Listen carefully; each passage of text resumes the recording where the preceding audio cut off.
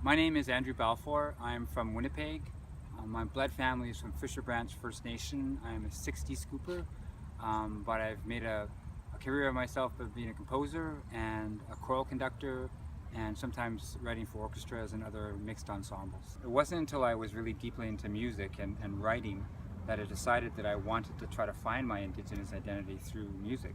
It sounds weird if my background is classical choral music, but back in maybe 2003 I started to write music in Ojibwe and Cree, and I started to talk to elders and other Indigenous musicians to try to find if there was a way or some possible path that I could find my own Indigenous identity, which is there's no golden key, there's no golden path to finding your Indigenous.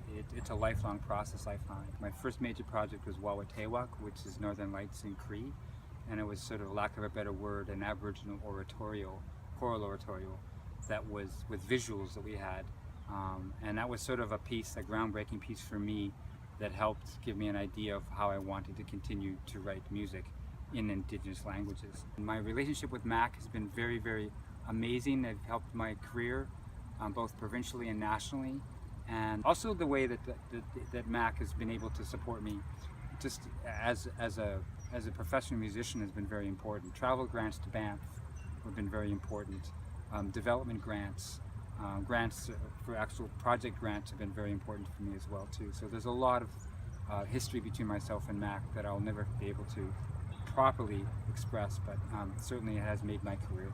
Manitoba has a huge Indigenous artistic population, and I think that what the challenge is, because we're such a huge province and we have south and north, particularly for the northern Indigenous artists, it's important for them to be able to have access to what I have access in a city.